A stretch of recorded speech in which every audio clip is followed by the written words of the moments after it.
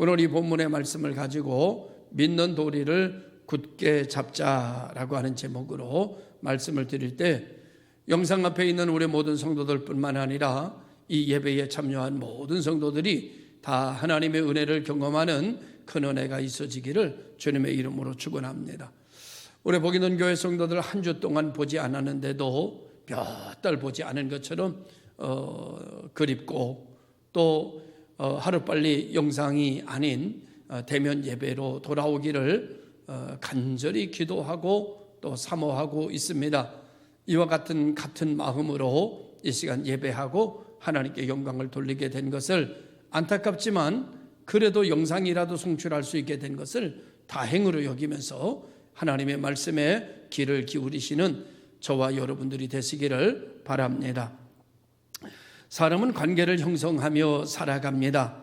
관계가 관계를 낳고 또 그 관계가 관계를 낳아갑니다. 하여 관계성은 사회성을 만들고, 사회성은 인간의 삶을 주장하게 되고 삶의 새로운 형태의 모습을, 결과를 만들어내게 되는 것을 보게 됩니다. 관계성에서 우리는 생각해야 하는 세 가지의 관계성이 있습니다. 첫째는 하나님과의 관계성입니다. 두 번째로는 인간과의 관계성입니다. 세 번째로는 하나님이 지으신 자연과의 관계성입니다. 일반적으로 사람들은 인간을 중심으로 해서 하나님과의 관계를 생각하고 물질과의 관계를 생각합니다. 다시 말하면 중심이 인간에게 있습니다. 그러나 그리스도인들은 하나님을 중심으로 인간을 생각하고 하나님을 중심으로 자연을 생각하며 살아갑니다.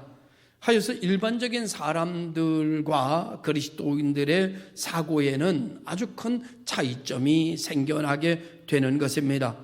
중심이 다르니까 초점도 다르고 관점도 다르고, 그리고 무슨 일에 대한 해석도 다릅니다. 그러니까 결정하는 것도 다르고 그 결정에 따른 행동도 당연히 다르게 됩니다. 지난주에 대통령과 기독교 지도자들과의 청와대에서 간담회를 하는 것을 보았습니다. 공개하는 것은 모두 발언만 공개하고 나머지는 비공개로 진행된 간담회였습니다. 이때 대통령께서 여러 가지 이야기를 하셨지만, 이 코로나 문제를 이야기하시면서 이 코로나의 문제는 종교의 문제가 아니라, 신앙의 문제가 아니라 이것은 과학의 문제고 의료의 문제라고 말씀하셨습니다. 그러면서 이 코로나는 종교가 지켜주거나 신앙이 지켜주지 못한다고도 말씀하신 것을 제가 기억하고 있습니다. 이야기를 일반적으로 들으면 수긍이 가는 이야기고 이해를 못할 이야기도 아니라는 생각을 하게 됐습니다. 그러나 그리스도인이 이 이야기를 들으면 이 이야기는 매우 유감스러운 이야기가 아닐 수가 없는 것입니다. 우리는 이 코로나의 문제를 과학의 문제요, 의료의 문제 이전에 이것은 신앙의 문제라고 생각하기 때문입니다. 이 문제는 창조의 질서를 깬 데서 온 문제이고 인간이 인간성을 잃어버린 데서 온 문제들이기 때문입니다. 이것은 신앙을 잃어버리고 하나님을 떠난 인간의 문제고, 인간이 마음대로 인간 중심의 욕심에서 만들어낸 사건이고 일들이기 때문입니다. 하나님을 떠난 인간이 만들어 놓은 죄의 문제이고 하나님의 질서를 깨뜨린 인간의 욕심이 만들어낸 재앙이기 때문입니다. 모든 인간은 하나님께로 돌아와야 하고 하나님 앞에 회개해야 하고 하나님의 질서를 회복해야지만 된다고 믿습니다. 포괄적 차별금지법 같은 것을 만들어 인류의 멸망을 앞당기는 일을 해서는 안 된다고 생각합니다. 인간이 해도 되는 일이 있고 해서는 절대 안 되는 일이 있습니다. 인간이 해도 되는 일이라고 한다면 그것은 아마 하나님의 질서 안에서의 일일 것입니다. 하나님의 만들어 놓은 질서를 깨는 일은 인간이 절대 해서는 안 되는 일이고, 하나님의 만들어 놓은 질서를 깬 결과 인간은 파멸됐고 인간은 재앙이 끊임없이 계속됐던 것을 성경을 통해서, 역사를 통해서 우리는 확인할 수 있기 때문입니다. 오늘 우리 본문은 우리에게 큰 대제사장이 계시다고 우리 구원에 대하여, 인류가 깨어진 인류를 가지고 끌어안고 찾아갈 수 있는 유일한 길에 대하여 큰 대제사장에 대하여 말씀하고 있습니다. 깨어진 인간, 부서진 인류를 끌어안고 우리를 위하여 대제사장의 사역을 하고 계시는 분이 계시는데, 그분이 바로 예수 그리스도라고 성경은 우리들에게 말씀해 주고 있습니다. 대제사장의 사역은 많은 사람들의 죄를 대신 속하는 사역이고, 다른 사람들을 위하여 하나님께 나아가는 분, 다시 말하면 나의 문제를 가지고 대신 하나님께로 나아가서 내 문제를 해결하고 내가 벌려놓은 죄악의 문제를 해결하고 씻어내는 역할을 하시는 분, 그분이 바로 대제사장입니다. 사람은 누구나 좋은 일에 앞장서기를 좋아하지만 문제를 대신 지고 가는 일에 앞장서는 일을 하고자 하는 사람은 그리 많지가 않고 그리 쉽지가 않습니다. 내 문제를 누군가가 대신해 주는 것은 정말 큰 은혜고 큰 사랑이라고 할 수가 있습니다. 내가 감당할 수 있는 일을 누군가가 대신해 주는 것도 아주 큰 일일 것입니다. 그러나 내가 감당할 수 없는 일을 누군가가 대신해 준다면 그건 평생 감사할 일이고 잊지 못할 은혜라고 볼 수가 있는 것입니다. 그러나 우리가 벌려놓은 인류의 죄악의 문제, 이로 인하여 깨어진 질서 속에서 나타나는 불협화음과 깨어진 질서 속에서 나타나는 이상한 현상들의 재앙을 가지고 오늘 우리 주님은 하나님 우편에서 대신하여 우리의 대제사장이 되셔서 지금도 기도하고 부르짖고 있기에 오늘 이 인류가 이만큼이라도 숨 쉴 수 있는 인류가 되어지고 있다고 우리는 그렇게 믿고 있습니다. 그러므로 인류의 문제는 죄의 문제요, 인류의 문제는 믿음의 문제요, 인류의 문제는 과학의 문제 이전에 신앙의 문제라고 우리는 감히 이야기할 수 있고 선포할 수 있게 되는 것이리라 믿습니다. 성경은 우리들에게 이렇게 말씀합니다. 너희 믿는 도리를 굳게 잡을지어다. 믿는 도리에 대하여 여러 가지 도전이 있습니다. 각 신의 시대마다 여러 가지 도전이 있었습니다. 그러나 이 믿는 도리를 굳게 잡을 때 우리는 그 시대의 어려움들을 이겨내고 견뎌내고 해법을 찾아 하나님의 은혜를 받을 수 있는 길을 찾아가게 됐던 것을 우리는 보게 됩니다. 오늘 우리 성도 여러분, 우리의 혼돈스러운 이런 어떤 가치관, 흔들리는 이 세상 속에서 오늘 여러분들이 흔들리지 말고 성경의 말씀대로 좌로나 우로나 치우치지 말고 세속화되지 말고 믿음이 흔들리지 말고 신앙이 흔들리지 말고 여러분의 믿는 도리를 굳게 잡으시기를 주님의 이름으로 축원합니다. 재미난 이야기가 있습니다. 물건을 살 때 프랑스 사람들은 이것이 최신형입니까? 이렇게 묻는답니다. 그런가 하면 독일 사람들은 묻기를 이것이 튼튼한 겁니까? 라고 이렇게 묻는데요. 그런가 하면 중국 사람들은 묻기를 더 싼 게 없습니까? 이렇게 묻는답니다. 그러면 한국 사람은 뭐라고 물을까요? 재미난 답변입니다. 이거 진짜입니까? 이렇게 묻는답니다. 여러분, 예수 그리스도 인류의 구세주 진짜입니다. 주의 이름을 부르는 자에게 구원을 주시는 거 진짜입니다. 하나님의 자녀되고 멸망치 않고 영생을 얻는 거 진짜입니다. 하나님께 나오는 자, 그의 뜻대로 부르심을 입은 자들에게 모든 것이 합력하여 선이 이루어지는 거 진짜입니다. 하나님만이 우리를 지키실 수 있고 하나님만이 우리를 새롭게 할 수 있고 하나님만이 이 모든 문제를 일곱 길로 떠나가게 할 수 있다고 우리는 믿습니다. 그러므로 이 문제 앞에서 오늘 우리들은 믿음의 도리를 굳게 잡고 주의 이름을 크게 불러 하나님께로 돌아가는 인류가 되기 위함입니다. 하나님께로 돌아갈 때 우리는 이 모든 재앙에서 자유케 되고 하나님의 역사하심에 우리는 감사하며 찬양하며 예배하는 공동체가 만들어지게 될 것을 믿어 의심하지 않습니다. 오늘 기독교 대학교 수업의 시간이었습니다. 신의 존재에 대해 여러 가지 역사적 사상들을 검토하고 있는 시간이었습니다. 그곳에 하나님을 믿지 않는 좀 뻔뻔한 학생이 있었다고 그럽니다. 그는 시간에 교수가 잠시 교실을 나간 사이에 당돌하게 교단 앞으로 나갔습니다. 그리고 분필을 들고 이렇게 칠판에 적었다고 합니다. God is nowhere. 신은 여기에도 없다. 신은 어디에도 없다. 이렇게 적어놓고 의기양양하게 자기 자리로 돌아왔습니다. 그렇게 쓰여진 칠판의 글을 보고 신실한 믿음의 청년이 다시 앞으로 나아갔습니다. 그리고 문장을 이렇게 고쳤습니다. God is now here. 하나님은 지금 여기에도 계시다. 사람의 믿음의 차이가 이렇게 크게 나타납니다. 그곳에 있었던 학생들은 그 막힌 반전에 모두 다 감탄했다고 그럽니다. 시편 14편 1절에 말하기를 어리석은 자는 하나님을 알지 못한다 그랬어요. 여러분 한번 생각해 보십시오. 하나님은 여기에도 계시다라고 생각하고 살아가는 사람의 삶의 결과와 하나님은 어디에도 없다 그렇게 생각하고 그렇게 믿고 살아가는 삶의 결과의 차이는 어떨까요?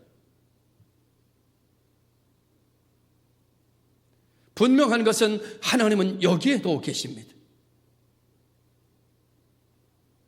God is now here.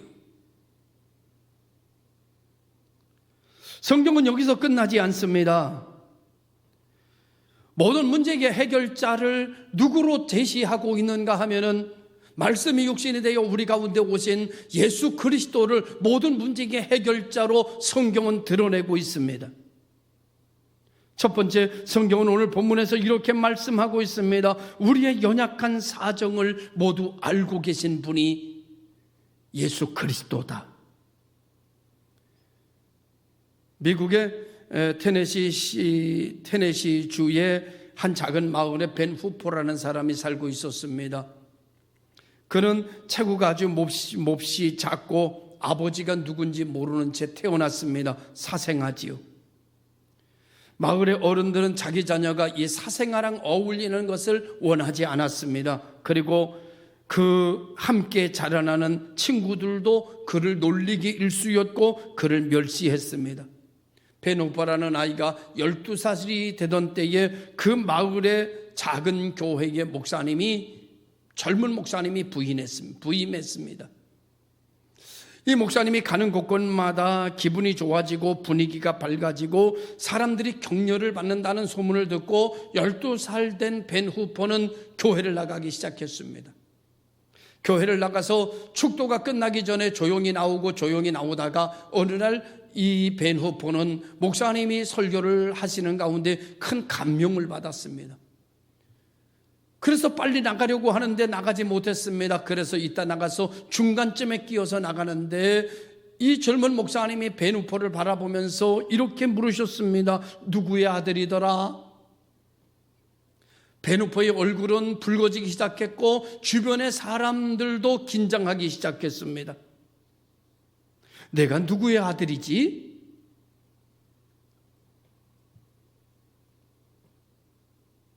목사님은 환한 얼굴로 벤 후퍼를 대하시면서 이렇게 대답하셨습니다. 그래, 내가 누구의 아들인지 이제 알겠다. 너는 내 아버지를 닮았기 때문에 금방 알 수 있어. 벤 후퍼는 당황하기 시작했습니다. 목사님이 말씀하셨습니다. 너는 하나님의 아들이야. 내 모습을 보면 알 수 있거든. 당황하여 빠른 걸음으로 도망치듯 뛰어나가는 베누포의 뒤를 향하여서 목사님이 이렇게 외쳤습니다. 하나님의 아들답게 훌륭하게 살아야 된다. 세월이 흘러 벤후퍼는 주지사가 되었습니다. 주지사 벤후퍼는 다음과 같이 고백했습니다. 그때 그 목사님을 만나서 내가 하나님의 아들이라는 말을 듣던 그날 바로 테네시 주의 주지사가 태어난 날이었습니다. 당신도 하나님의 사람입니다. 당신을 보면 알 수 있습니다. 당신은 하나님을 닮았기 때문입니다. 우리 교회 앞에는 이런 글귀를 써 놓았습니다. 너 하나님의 사람아. 영상 앞에 앉아있는 성도 여러분, 당신은 하나님의 사람입니다. 당신을 보면 알 수 있습니다. 당신은 하나님을 닮았기 때문입니다. 당신의 모든 문제는, 당신의 모든 두려움은, 당신의 모든 걱정은, 당신의 모든 불통은 당신이 하나님의 자녀이므로 하나님이 감당하실 것입니다. 하나님이 해결해 주실 것입니다. 당신은 하나님의 아들입니다. 당신은 하나님의 딸입니다. 이제 우리는 두 번째로 16절의 말씀을 들으시기 바랍니다.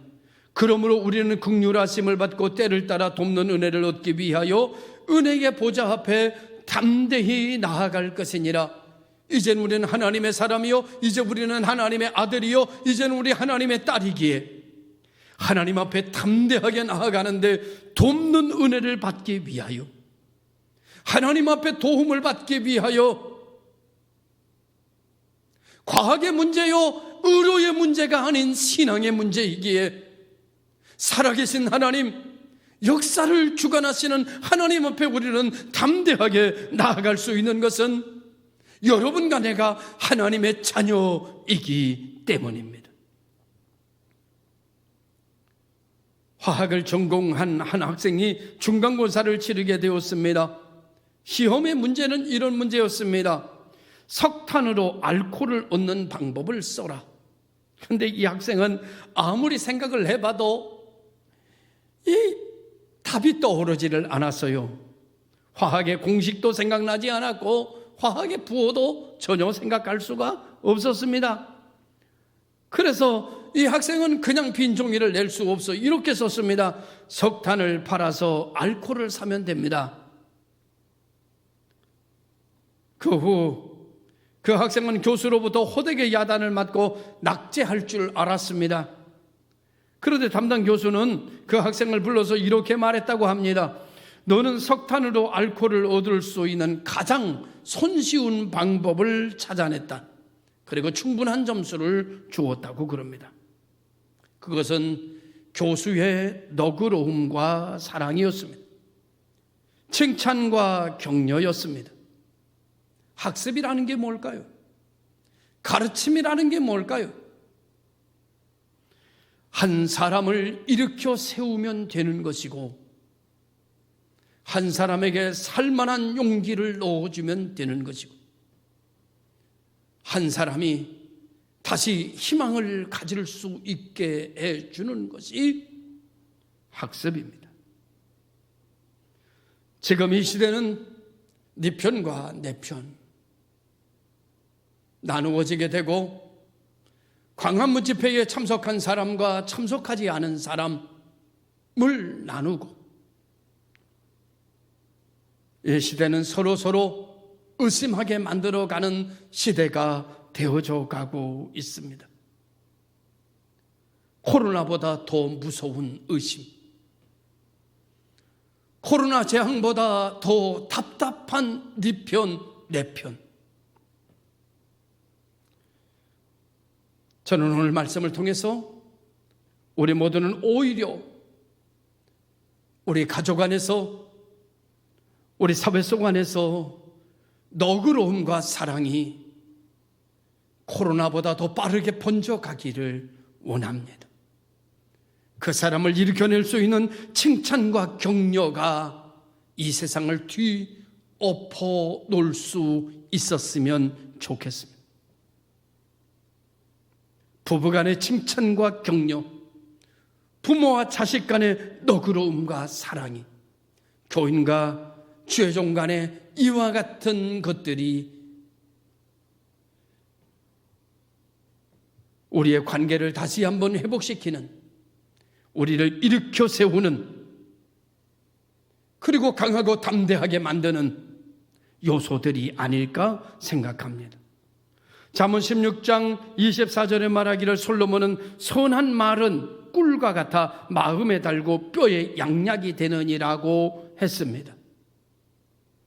복 있는 교회 성도 여러분, 재앙의 날에 두려움과 위축된 국민 여러분, 용기를 내십시오. 긍휼하심을 받고 때를 따라 돕는 은혜를 얻기 위하여 이제 우리는 주의 이름을 부르며 보좌 앞에 담대히 서는, 보좌에서 물러서는, 보좌에서 떠나가는, 세속화되는 성도들이 되지 말고 이렇게 어려울수록 더 주님을 찾으며 더 주님께 나아가고 주의 이름을 크게 부르는 복 있는 교회 성도들이 되어 믿음을 굳게 잡고 흔들리지 않는 성도들로 살아감으로 하나님의 놀라운 도우심과 역사하심과 기적을 체험하는 성도들이 되시기를 주의 이름으로 축원합니다. 기도하겠습니다. 만복의 근원이신 아버지 하나님, 그렇습니다. 믿음의 도리를 굳게 잡고 흔들리지 않는 이 재앙의 시대에 정복하고 다스려 강하고 담대하여 하나님의 성물을 높이어 하나님의 역사를 맛보며 사는 믿음의 권속들이 되게 하여 주옵소서. 예수님의 이름으로 기도드리옵나이다. 아멘.